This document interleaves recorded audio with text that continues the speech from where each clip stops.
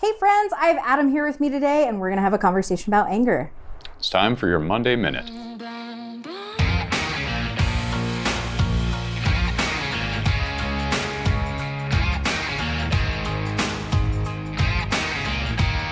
All right, so I think that anger is a really important topic to talk about.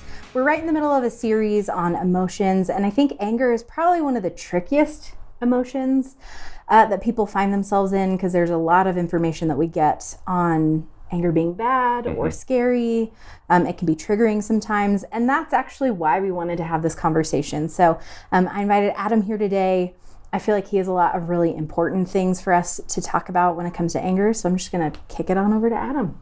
Yeah, no, and I think you're so right that anger is definitely one of the more misunderstood emotions of our primary ones, in part because a lot of us are really afraid of it. A lot of us have experienced anger in other people or maybe even ourselves where it was very explosive, where it just felt really frightening. And we also get a lot of messages, I think probably based on that, that anger is bad, that you shouldn't be angry, and you should try not to feel it, which can really set us up for a lot of problems down the road. Yeah, absolutely. So how would you define anger in general? Because I think different people probably have different contexts or ideas of what anger even really is.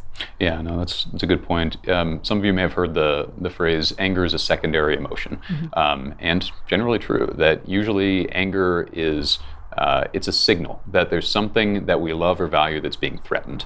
And so a lot of the time the feeling beneath that anger is one of sadness or fear or loss or grief. But anger is just easier to feel. And so we tend to default to that, especially in a culture that tells, especially men, that the only emotion you're allowed to have is anger.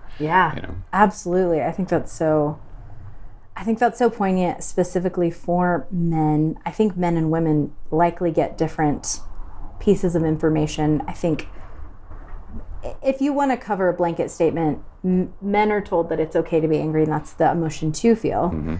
And I feel like, at least in my experience, anger was the emotion to keep quiet, because you don't want to be the one to yell or get mad or be crazy. And I think anger can sometimes be communicated as like the crazy in a woman, where in a man it's just his feelings. And so for you today, depending on what your experiences have been in the world, you may experience this conversation really differently depending on the messages that were communicated to you about whether anger was okay or not. So now talk to me. I think there's some almost like different ways to contextualize anger. So will you jump into that for a minute? Yeah, so one article that I read put it really helpfully, that there's sort of two varieties of anger. There's reflexive anger, it's like a knee-jerk reflex, right? It just happens, it's not good or bad, it's just a thing that occurs.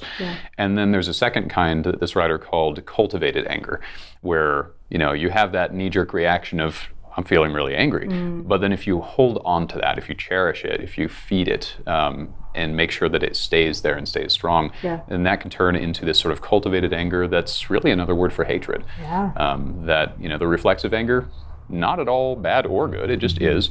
But that cultivated anger or hatred, pure poison, both for you and everybody else in your life. Yeah, totally. No, I think that's so good, specifically for the reflexive anger, because I would guess that's what most humans experience at any given time.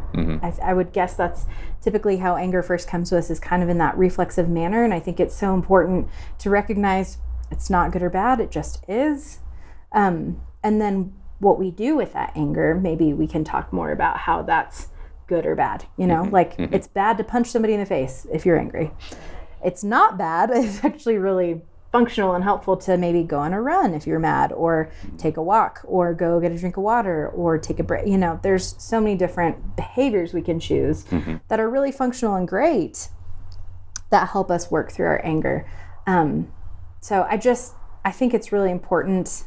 Adam and I are actually going to keep this conversation going like we do in most of our videos. So if you guys want to jump into some deeper talk about anger, you can click on the link. Otherwise, I really want you all to see if you can recognize when you're angry.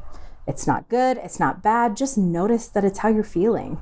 And see if you can allow yourself to feel that way without telling yourself that it's bad or that it's wrong, or that I shouldn't feel this way.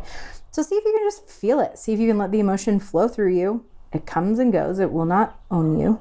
And notice what it does to you. If you have the capacity to identify, oh, I'm angry right now. See if you can notice what's happening in your body. Are your cheeks really hot? Is your heart racing? Are your fingers tingling? We have a bodily experience that comes with emotions.